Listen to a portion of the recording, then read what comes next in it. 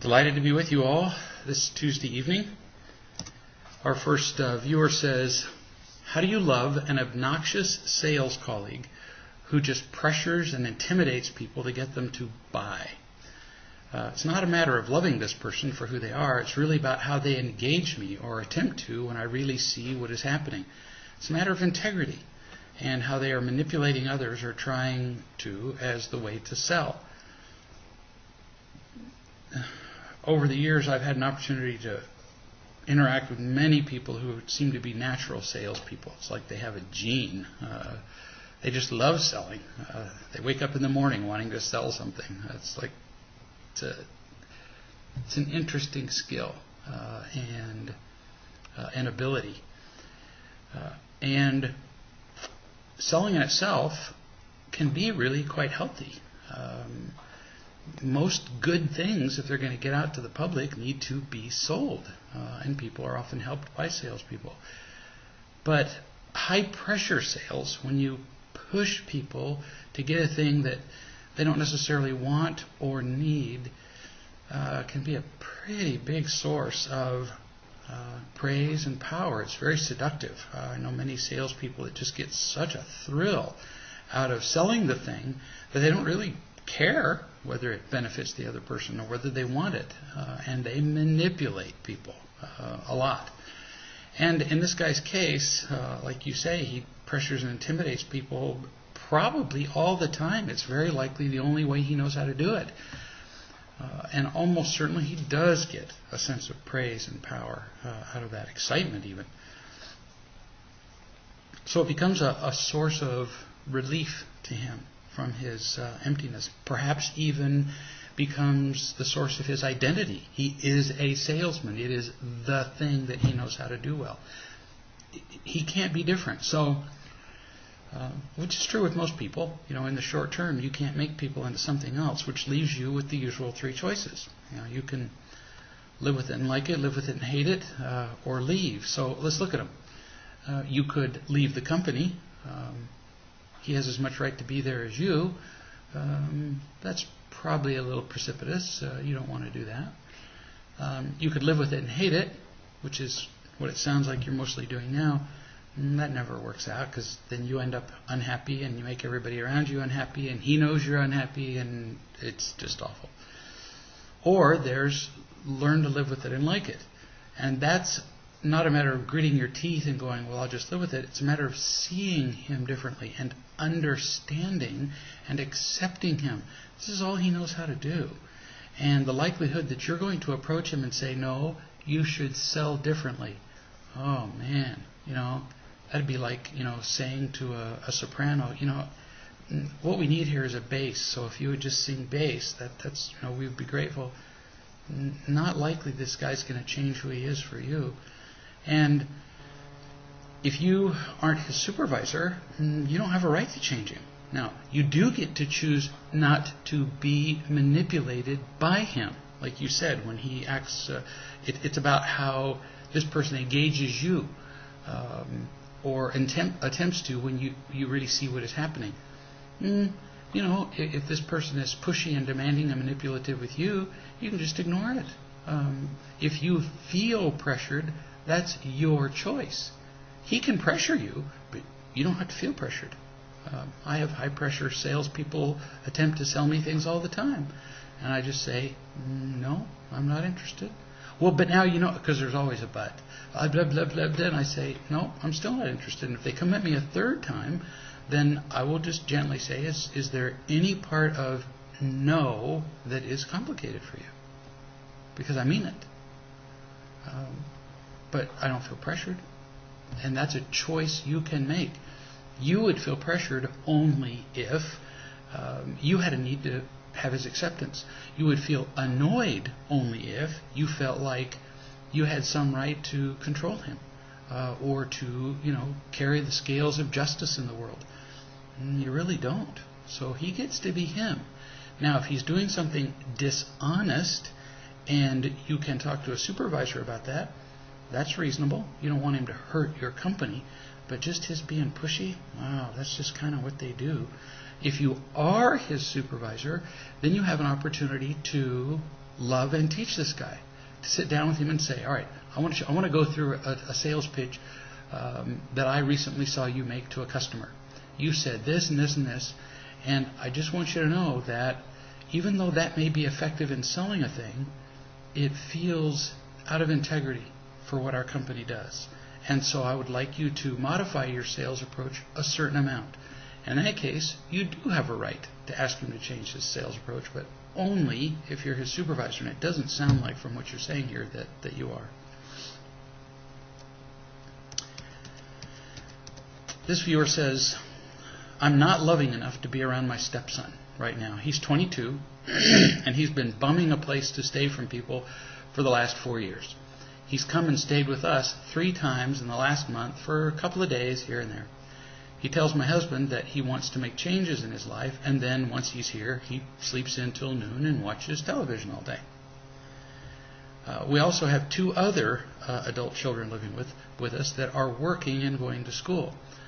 I don't know how to support my husband in what he's trying to do because I'm getting annoyed, I'm getting angry at this son's laziness during the day while I'm home. So my question to you would be, why angry? Why be angry at him? If the kid is lazy, you can bet that he doesn't feel filled, he doesn't feel loved. And if you become irritated at him, he's going to feel even less filled and will do more of whatever his particular getting and protecting behavior is. In this case, running, which is what most laziness is. So you'll just make things worse by getting irritated at him. Instead of being irritated, waste of time, do something. Take some action. So sit down with your husband and talk to him about, don't walk in going, I think we should get him out of the house. See, you've already declared the end game here and stuck yourself clear out on a limb and are criticizing him. Not much to compromise when you've already stated what you've got to have, as opposed to saying to your husband, for example, so Fred, what's our goal with the kid? What do we want to accomplish with him? Short term, long term, what's our goal? So do we want to raise him to either stay with us for the rest of his life? Do you want that? Start off one thing at a time. Do you want him to stay with us forever? No. Okay. You don't want him to be homeless? No. So let's state what our goals are. Our goals are that he feels loved. That'd be a reasonable goal. That he learn responsibility. Okay. So does he feel loved? Gosh, no, he doesn't. And this would be me speaking as though I were you. And frankly, I make quite a contribution to that because I become irritated when he sits around. So I need to improve on that. So another goal would be to teach him responsibility. Is he learning responsibility by lying around on the couch all day? Probably not. So what can we do that would accomplish all the goals we want while still in an environment that we can both live with? What can we do? How can we work this out together? So then you discuss how you can work it out together. An example, you could say the kid can stay here for 2 more months while he's getting a job. I'm just making this up. You might make it 1 month, 2 weeks. I don't know. Kid can stay here for 2 more months. But this is kind of a one-time deal. He doesn't just keep coming back and back and back, but we'll support him for 2 months or 1 month. As long as he blank. In other words, he has to, if he can't find a job, then he at least has to spend 8 hours a day finding a job. So he has to be on the internet, not goofing, but actually looking for work, going through the want ads, filling out applications on monster.com, whatever. He has to be looking for a job 8 hours a day, either in the house or out looking. But lying around on the couch, watching television during the day is not an option. Not because it annoys you, that's not a good enough reason, but because it's not accomplishing the goal, which you've both agreed on, which is to teach him to be responsible. See the difference in attitude? the attitude is, this is what we would like to accomplish together, as opposed to, I can't stand it when as soon as you do that, you got to fight. You're not going to come to an agreement that way. You continue. I've been running from him, the kid. I stay in my room or I go out to run errands because I know that my conditional love of him will come across whether I open my mouth or not. And, running away from him isn't going to make any difference either, because he's going to feel your irritation toward him all the time. He's going to know that's why you left. He's going to know when you come in and you scowl at him. I mean, it's getting across, let me tell you. I've shared my concern about my son's situation with my husband, but all he hears is, I hate your son. Well, he's right. You do. I don't know, maybe not hate, but you don't love him unconditionally. And pretty much if we don't love a kid unconditionally, what they hear is hate. So, what's the difference? And that is what you're saying. So the kid's being affected by it, and your husband is hearing, I refuse to support you. And it's because you're not talking about this together, which is going to take considerable practice, because my guess is, more than a guess, that if you're not working as a team toward solving this particular issue, the son, you're not working as a team in much else either. We tend to be who we are everywhere. Then you said, I took this son out to get some clothes for a job interview today. Easier for me to be loving to him while he's not under our roof. Mostly because he's being lazy and not doing anything, and it just annoys you. I continue to tell the truth about feeling unloving and running. And the truth is, it's not just, you're not thinking of the kid. You're seeing him as an annoyance. You're seeing him as an inconvenience. There's a piece of sand in your chewing gum.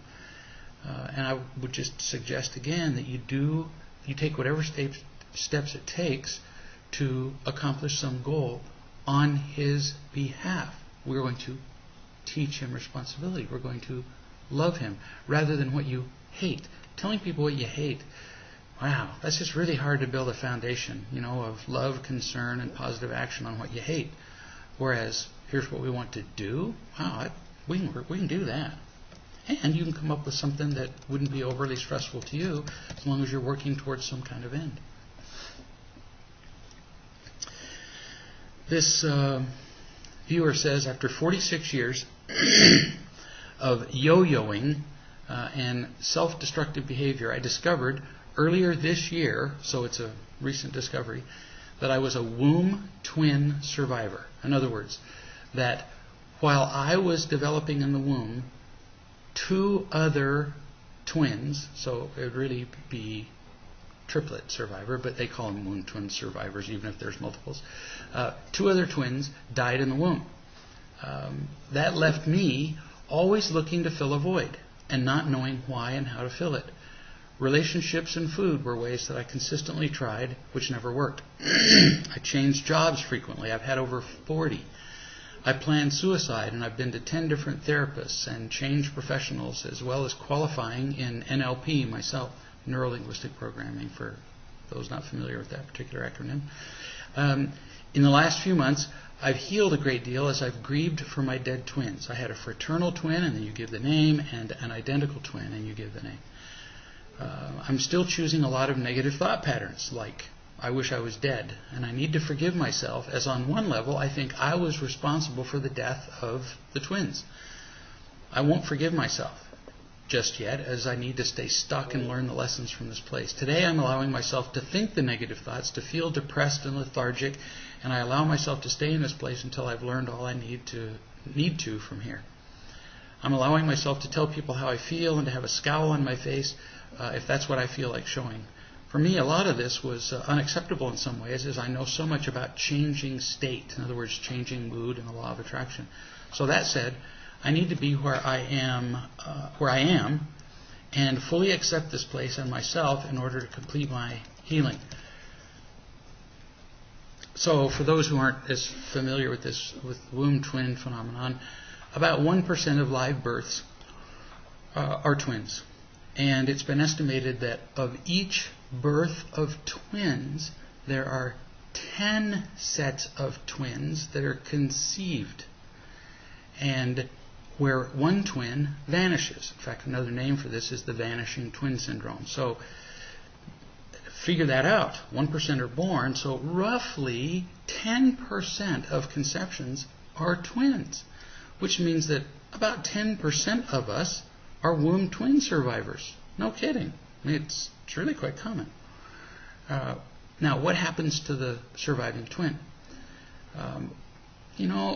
You could maintain that the surviving twin, because of the death of the vanishing twin, is somehow deprived of some critical element of life. And that all of that person, in this case your problems, are due to that, the absence of some critical element of life. What's the likelihood of that? Well, in my own personal experience, and having read a good deal about it now, I would say close to zero.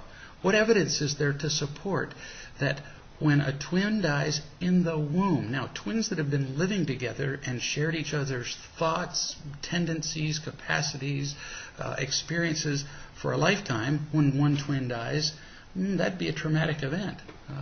In many cases worse than the death of a spouse, because the two have grown up with shared everything.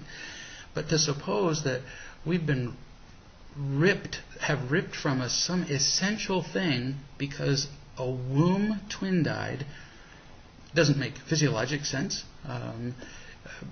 There's really no evidence to support the fact that where documented womb twin survivors are compared with just normal people in a controlled study, that they do worse than everybody else. None. So here you are saying, well, remember, you've been alive for 46 years. And for 46 years, you've had all these difficulties, looking to fill a void and not knowing why and how to fill it. Well, honey, you just described the condition of most human beings. Most people walk around going, how do I fill this void in my life? And many womb twin survivors do just fine. So how do we explain that? Why is it proposed, the womb twin survivor syndrome, why is it proposed as a cause of unhappiness? Because, frankly, and it's not meant as a criticism of anybody, because what you've suggested is a common belief among a tiny group of people who believe that if you survive the death of a twin in the womb, you'll be crushed for life. Why do they propose that? Because in our society, victimhood is virtually worshipped. We love being a victim of something. We love saying, well, I couldn't help it. This thing was done to me. I've been gypped because I was a womb twin survivor, a survivor of incest, a child of an alcoholic parent, a Jew, black, Muslim, too tall, too short, too fat. We love to say that all of our problems are due to something over which we have no control. Because then what? Now we don't have to do anything. The way you said it was, well, I'm content to just be where I am. Well, that's what you've been doing for 46 years. Now you have a name for it, or at least you suggest that you might have a name for it. But now where are you? We can't restore your twin. What's the solution? I suggest that none of these things, being too tall, short, white, black, Jewish, gay, whatever, are the cause of the real pain in our lives. They may be an additional stress, sure, but the real problem is we don't feel loved. I mean, I've been in many groups of people, for example, where a man or a woman will say, all the problems in my life are due to the fact that I lost my father when I was 4. And I've seen other men in the room raise their hand and go, men who understood real love, for example, and said, nah, that's not it. From the time I was 4, I've wished my father had died when I was 4.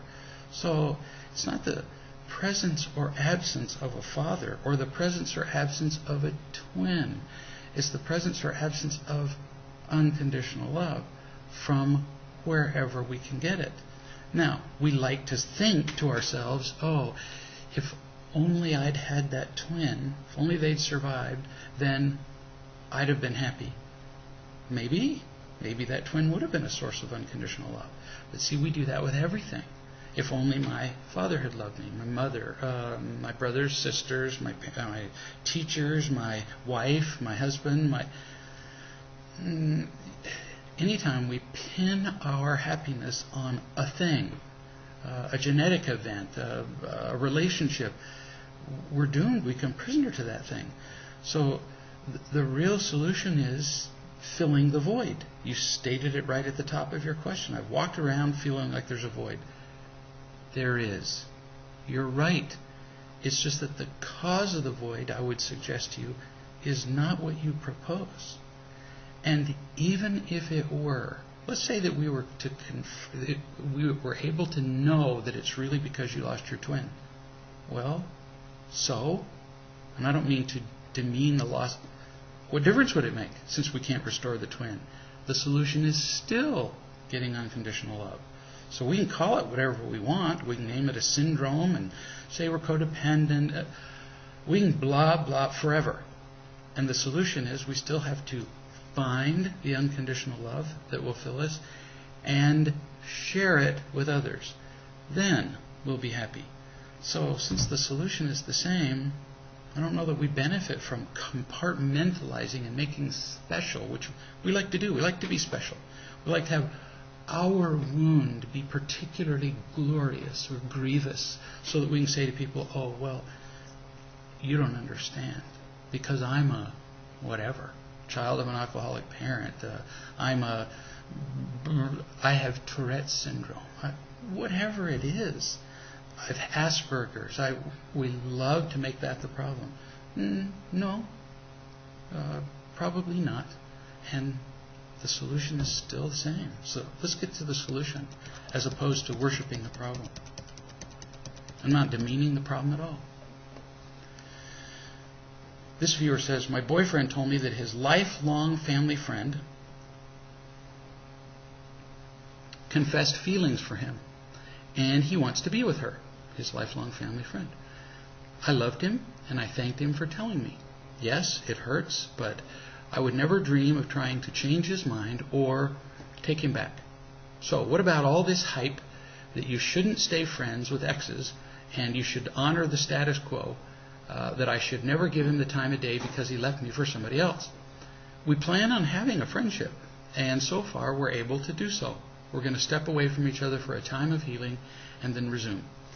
I'm wondering if I'm doing this for the right reasons. I really want to love with no expectations of anything in return, and I feel like I've done that and can continue to do so. So if he's already made the decision to leave, really only one sensible decision that's going to work, and that's let him. It's his choice to make. It's not a joint decision when one person decides to leave the relationship. Many people are confused about that. No, if I decide to leave you and not talk to you anymore, you don't really have any input there. That's my choice. I'm going to leave. So you said that you wouldn't dream of taking him back, but you also talk about resuming your relationship after you've been apart for a little while. So I'm a little confused about that. But the real question is, what kind of relationship can you have now? So first, unconditionally accept him. Accept his decision. Understand it. Don't resent him. Your relationship obviously wasn't working for him as well as he wanted, or he wouldn't be gone. So something was missing. Either it was precipitated by something minor you did after a lifetime of his not having sufficient unconditional love, or it really was something in your behavior. And you can learn a lot as you see what part you played in contributing to the failure of this relationship. Then you mentioned the hype about not staying friends with exes. There might be some confusion here or some misinterpretation of what I've said. I usually recommend that that with partners who don't have children, that they do completely separate, because for quite some time, that once they separate, that they don't attempt to be casual friends, because Once you've been romantically and sexually involved with somebody, and then they go to another relationship, the odds that you'll be able to have a clean, unconditionally loving, non-romantically involved relationship again with that person are small, at least early on. If you want to try to resume a friendship after some considerable time of healing, where your partner's had time to go and establish a healthy relationship with his longtime family friend, as you described it, then great. But to try to continue as so-called friends in the short term, whoa, it's going to be confusing to you because you will have expectations. You'll have them. And it could very likely be quite a distraction and interference to him as he tries to establish a healthy relationship with somebody else. So there are many dangers. I also recommend that partners or exes really stay apart when they have children and they can't be civil to each other. So you may have heard a discussion like that where you got this, man and wife and they divorce and they're sharing the kids, and every time they have discussions about the kids or the dental bills or the whatever, there's a fight. Well, then you two are just going to have to really take seriously the divorce decree, aren't you? And pretend you're really divorced. And really stay away from each other. Because what I see most divorced couples doing is they get divorced and then they act like they're still married. They're still fighting and arguing and trying to change each other and quibble and negotiate. And you're not married anymore. Stop it. If you share children, you're not sharing the raising of those children. They're being raised in two different homes with two different set of rules. And if the two of you can't get along, you're going to fight endlessly about those. Now, if you've got two parents who share children and they can be civil, fine. But if they can't be, every time these parents fight, it affects the children in a terribly damaging, destructive way. So that's when I say stay away from your ex because of the harm that it causes to you and the harm that it causes to the kids. This viewer says, I just finished reading the article from your blog of January 2009 about the tale of two victims. I can see myself in the story and being the one very afraid of my husband when he's acting like a victim. I want to break the cycle because, as you've said, I will have no relationship with my husband if I continue with him on the course of victimhood. I think I need to be more cautious when I speak with him while I'm in the conflict. Can you talk a bit more about what I should be watching out for when I speak under such occasions? My husband has a quick temper and often views my different opinion as a challenge or threat to him. The other day, for example, he smashed a laptop because I was disagreeing with him on the subject of it's my job to supervise the tidiness of the kids' rooms. He believes that it's my job to push our two daughters to keep their room clean, and I disagree. Honestly, I was not calm enough, and that might have contributed to part of the reason that he took it as an offense. First, I recommend that we understand victims and where they come from. Victims lead an impossible life, and nearly all of us are victims, because victimhood is at the root of all the other getting and protecting behaviors. You only feel angry if you feel like you were first victimized by what somebody did to you. We lie because we're afraid we're going to be victimized based on our past experience of being victimized with the people that we might tell the truth to. All of the getting and protecting behaviors are rooted in the initial feeling of having been done wrong to. So when your husband, we'll call him Fred, is a victim, he's not making this up. He really feels victimized. And in many respects, he has been a victim in the sense that from the time he was a little kid, his needs for unconditional love have not been met. And that is the worst kind of victimhood. Real victimhood. Not just where you feel like one, but where you are. Children are the true victims. So he's in pain all the time. And he simply cannot tolerate a lack of anything. He's already miserable and has raw wounds all the time. So if somebody fails to cooperate with him, if they disagree with him, anything, he becomes infuriated because then it's more pain than he can stand. So he responds by feeling hurt, by being demanding so that he can get what he wants. He's eternally sunburned, so that any touch sends him over the edge. So what can you do with this guy? Well, he's miserable. He doesn't feel loved. And so he has to feel accepted by you, which at the very least means you cannot become irritated at him. If you have even the slightest twinge of annoyance with this guy, he'll take that as an offense. He'll be wounded. He'll blow up. He'll smash a laptop. Whatever. But being loving to a victim does not mean giving in to everything they want. Then you just become a puppet. You become an inanimate object. And now you don't have a relationship anymore. You become a hostage to him all the time, and that's just awful. Even if you did give him everything that he demanded while he's feeling like a victim, he wouldn't feel accepted. He wouldn't feel genuinely loved. He'd just feel like he was being rewarded for his manipulation, and then he would do it even more. So what do? You have to love and teach him at the same time. You love him as in show him no evidence of irritation. You don't try to defend yourself.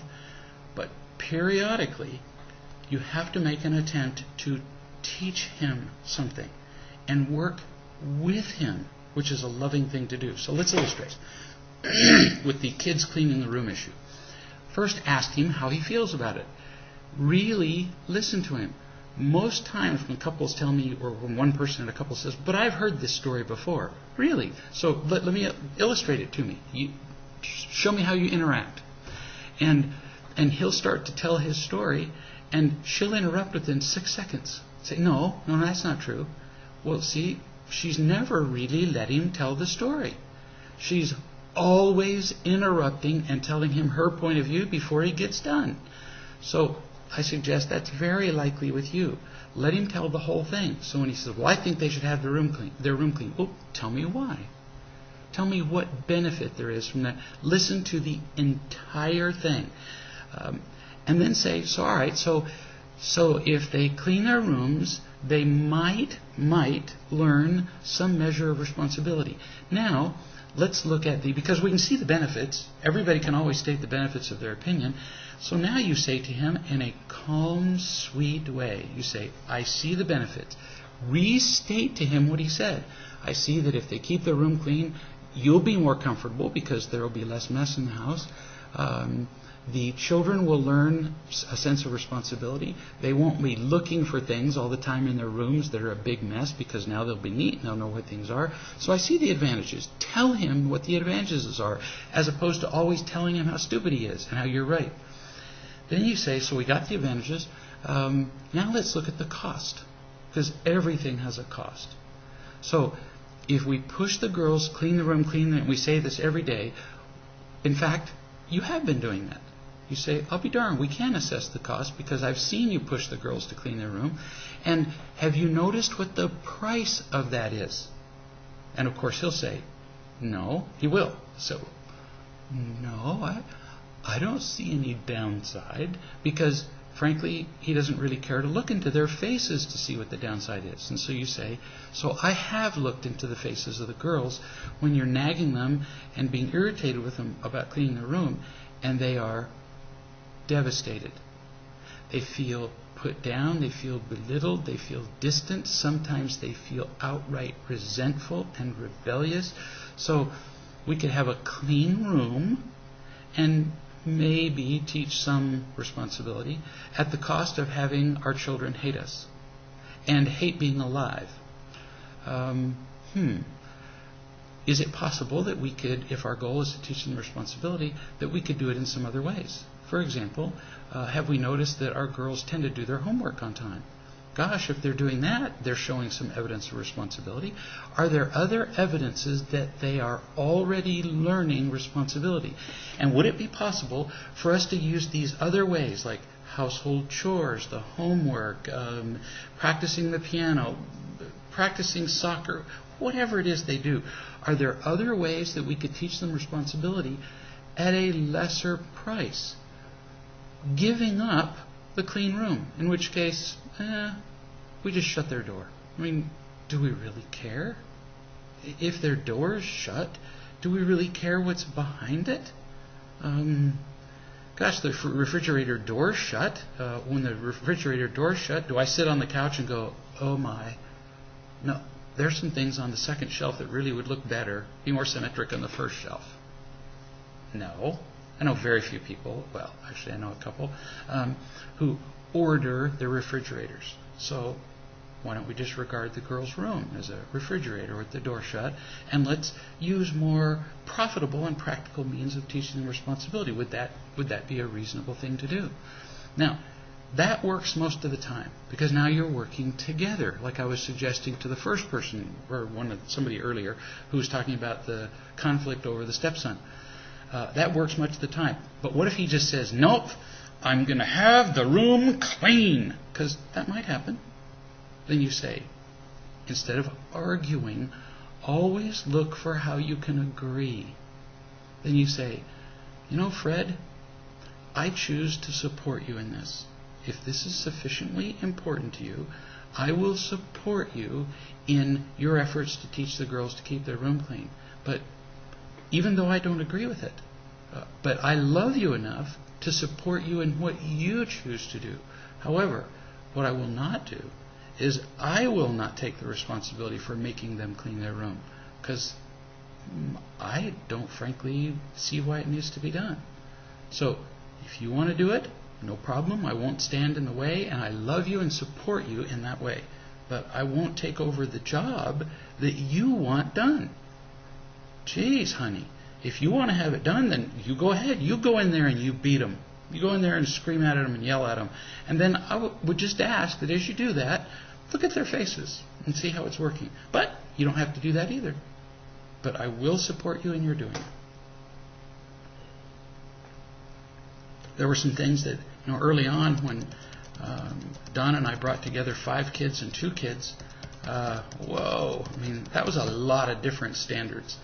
And Donna, my wife, wanted my blood children between us. We never separated the kids, but just for the purposes of this illustration, she wanted all of the kids to keep certain standards of cleanliness that I thought were excessive. Of course, I have kind of loose standards about some things, and that's one of them.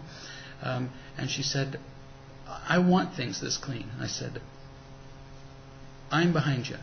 So it will then be your responsibility mostly to communicate to the kids what your standards are. However, I will be right behind you so that when the kids go, because they did, they all did this.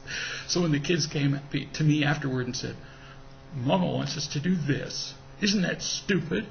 And I would say, whether it's stupid or not is debatable, but if she wants it that clean and she wants this done, I am going to support her.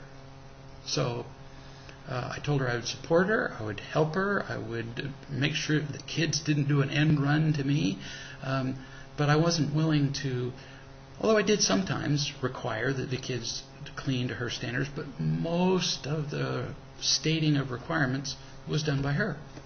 I was fine with that, and worked out great.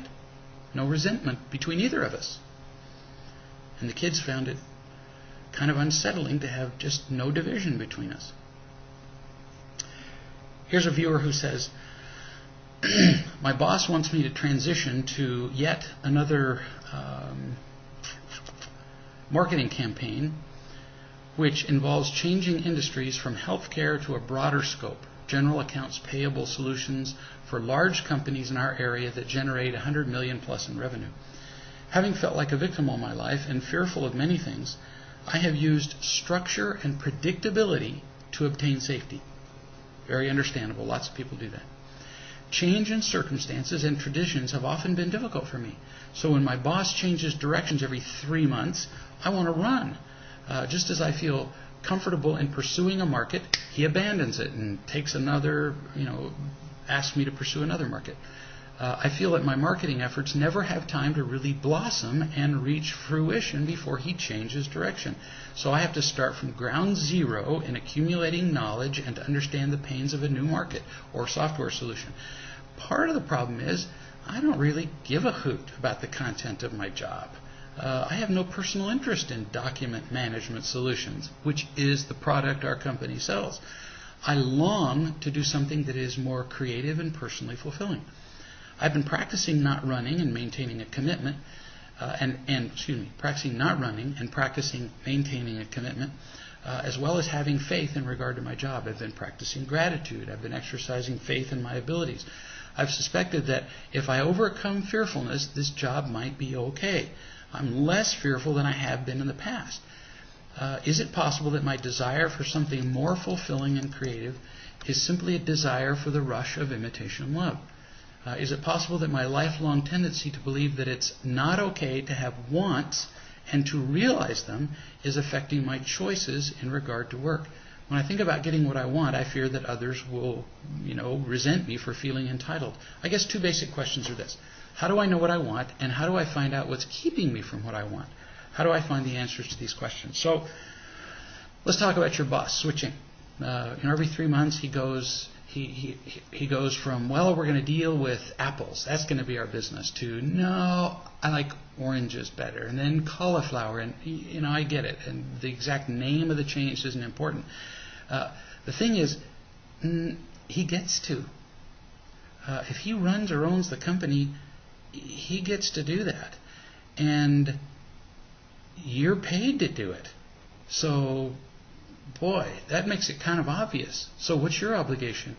To do whatever he asks you to do. Sometimes employees get confused about that. Yes, it would be nice if the employees and the bosses were all on the same kind of mission statement. We're all working together too.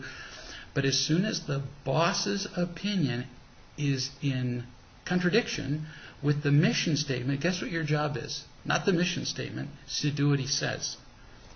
Because he pays you. Now, does that make you a slave and stuck? No, it doesn't. Because you could just be passive and go, well, okay, well, we're going to switch again. Well, crap, I guess I'll just have to do it. Not very creative, not very fun, and you don't feel like you're really participating in the process. So what can you do? You can still end up doing what he wants, but talk to him. Often when somebody renders an opinion that we think is just stupid, we resent them and just go along and then hate the whole process. Talk to him and say to him, I find it easier to be creative and to get behind a thing when I understand it. Now, you don't have to explain it to me. I'm going to do it whether I understand it or not. And you've got to say that. Otherwise, he's going to take it as criticism, very likely. So you say, I'm going to do whatever you want. It would help me just to understand this. And I'm asking a question. I'm not issuing you a challenge. I'm not saying, well, because see, most of the time when people ask questions, or when they think they are, just because the sentence goes up at the end, they think it's a question, and it's not. So people will say to you, why did you do that? Well, it ends in a question mark, but it's not a question. What they're saying is, you are such an idiot. How could you have been so stupid? I don't agree with you. That's what they're saying. And they're not really going to listen to your answer anyway. So you tell him, this is not a criticism. It's not a challenge. It is a genuine question. 2 or 3 times now we have changed directions when I felt like the marketing plan that I was implementing was just getting going. So I'm wondering, was the decision made on the basis of a graph? The marketing plan was improving so slowly that you determined that there just wasn't time to see a profit. Was that what happened? Was it that you felt like I wasn't doing the marketing plan right? Was it, do you see? Now you're thinking. You're going, so what's the reasoning behind the change in these plans? And the more you understand it, the more fully you can get behind the implementation of whatever program he decides on. And he'll also see that you're thinking, that you're wanting to understand and get behind, as opposed to just, complaining and feeling victimized. A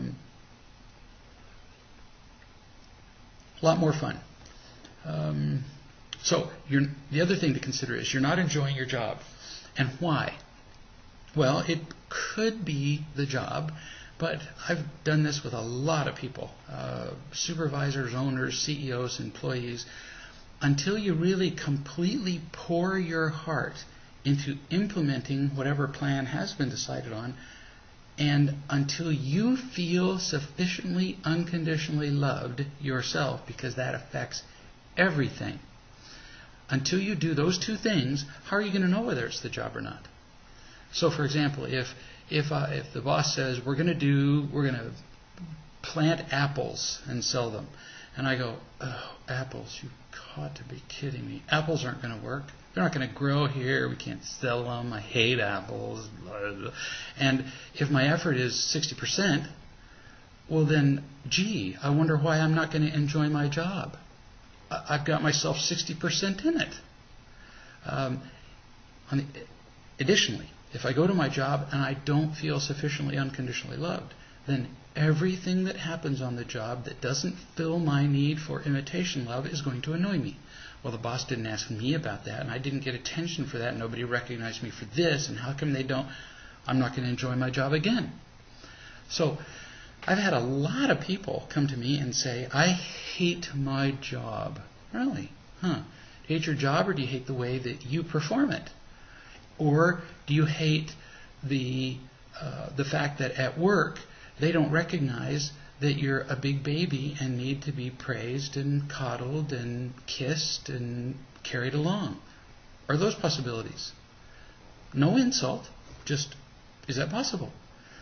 And as you help somebody see what it's like to really dive into their job, many people never have. And so I'll teach them, here's what real cooperation would look like from you. And they go, you're kidding. I've never done that. I'll bet not. And here's what it would look like to go to work and not expect anybody to feed your ego, your need for whatever. I've had quite a few people now go back to their jobs, change those things, and then call me and say, wow, I like my job. Yeah, it wasn't the job, it was you. Now, is it possible, because you asked, is it possible that your need to change jobs is just a need to fill your need for imitation love in some other way? Maybe, but it is also possible for you to do a good job, to go to work feeling unconditionally loved, and still some other job would be more fulfilling. But until you've done those two things, completely committed yourself and feel loved enough that you don't require imitation from others, you'll never know whether it was the job or you. So I always suggest to people, do those first two things. Dive in, get sufficient love, then go to work and really implement those, not for 2 days, but for a month or more. Then, if you decide work doesn't annoy me in any way, I like what I'm doing, but it just doesn't hit the spot. Well, then start looking for something else where your need to be creative and to make your own decisions is better fulfilled, where there's a greater sense of meaning. Go for it, but don't go for it while you're still being selfish, because you will carry you with you to the next job, and no matter what the job is, you'll ruin it because of who you are. So suggest that.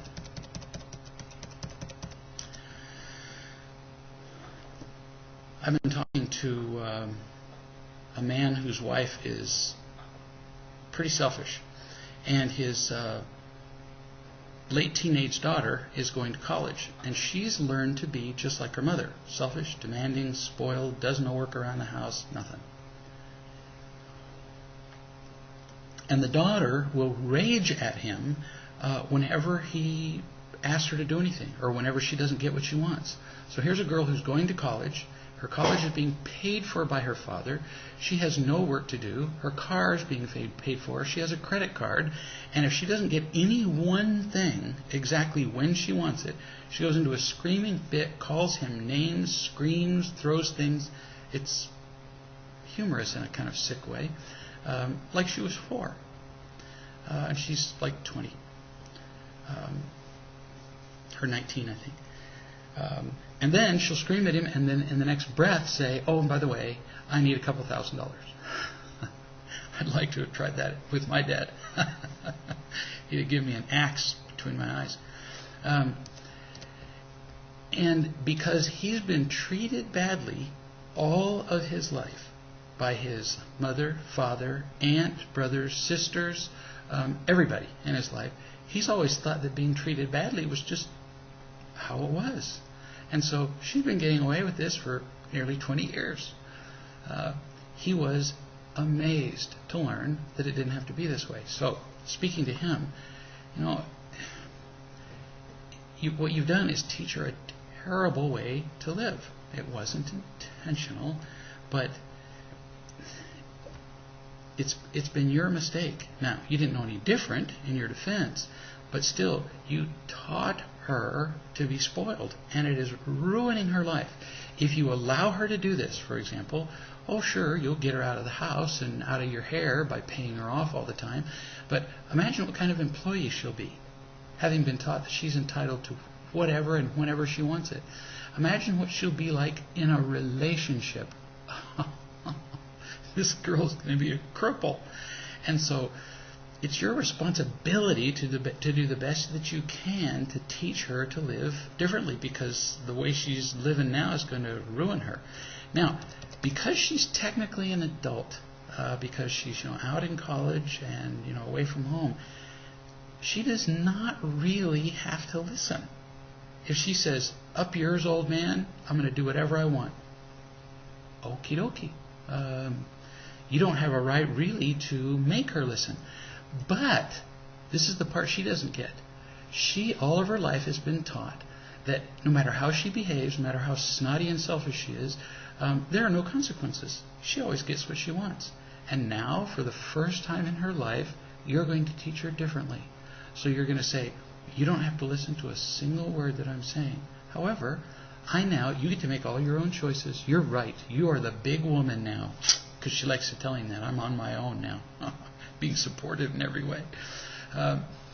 And so she says, I like to make my own choices. And you tell her you're welcome to. You can make all the choices that you want. But what I failed to teach you is, and I'm going to teach it to you now, is that you make your own choices, but I now get to make mine.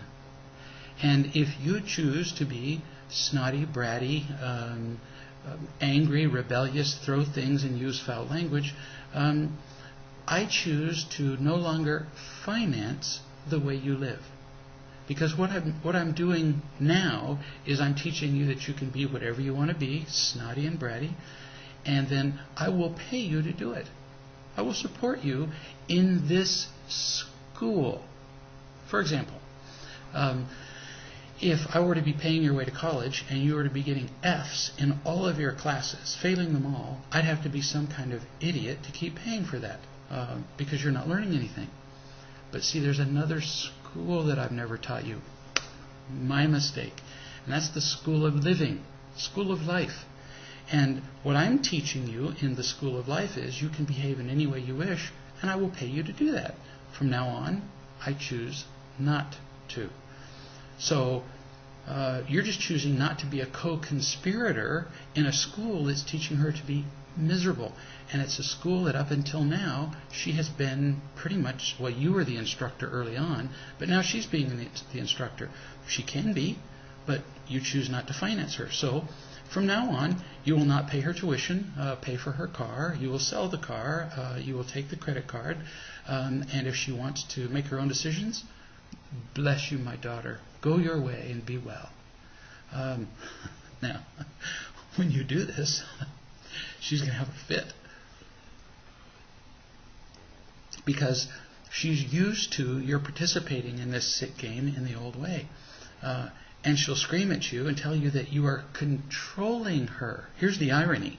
She'll say, "You're controlling me." Oh, this is easy to answer. You say, "Oh, well, my mistake. Let me see if I can correct that. I'm not trying to get you to do anything, so please go do whatever you want." When people tell you that you're controlling them, you just say, "Oh, well, I haven't expressed myself well. That I won't control you. Go do anything." There. Are we good? Are we good now? I'm not controlling you? And then when she says, "Well, but I want money," and you say, "Oh, so now I can't control you, but you want to control me." Oh, no, I choose not to participate in that. She's not going to get this right off. She's going to have an FIT, just a tantrum, probably screaming on the floor. But if you mean it, she's going to slowly get it. So you explain that you do have a right to choose to spend your money in whatever way you choose. She can behave as she wishes to, but you choose not to finance this project. She feels entitled to everything in life, and it's killing her. And if you don't unteach this lesson, this kid's doomed. This is going to be tough, but a metaphor, this will help you. If she asked you for money, and you might give her this metaphor, it might help her. If she asked you for money to build a bomb that she would place in a church or a mosque and then detonate, would you agree? Would you agree to fund the bomb? Of course not. She would understand that. Why not? Because you're not willing to fund a project that would be harmful to her and to others. Right? Exactly. And it's the same with her present situation. You are financing the building of a bomb that's killing her and killing anybody that she's going to associate with. And now you're simply saying, "My mistake. I should have taught you this long before now. I'm such an idiot. But I'm going to change what I'm doing now. I'm not going to finance the bomb. You can build it if you want to. But I withdraw from my co-conspirator role." So all you're doing really, rather than controlling her, is holding her accountable for her behavior, which she's really never experienced in her life, which has been a terrible problem. That's why she's learned to be irresponsible. And then, of course, she's going to say that when you withhold from her, you don't love her. Oh, this is a weapon that she, I'm sure, has used on you in the past. Although she may not have used those words, she's done it with her disapproval. And giving can be good. Oh my goodness, even giving our children an education or giving them money or whatever can be good, can be a sign of love, as long as it is helping them. Not helping them find a life of ease, but helping them find a life of responsibility and being loving. That's when we're loving a child, not when we're just doing what they want. It's all about happiness. And the way that she's living now is killing her. So if you don't teach her this lesson, life will teach her this lesson. And life won't care. Life will just beat her to a bloody pulp. Her partners will get rid of her. Her bosses will get rid of her. And if she's not taught this lesson, every time somebody dumps her, she's going to say that it's their fault because she feels so entitled. It will be one unending string of demands. And hopefully you'll get through to her. Now, it might take weeks, might take months. If you tell her that she's going to miss the next semester of class in order to learn this lesson, well, too bad. Better to have a child miss a semester of class than pretty much miss out on the lessons of life, forever. So just keep remembering that the goal is happiness. It's not comfort. And children are happy when they are responsible and loving.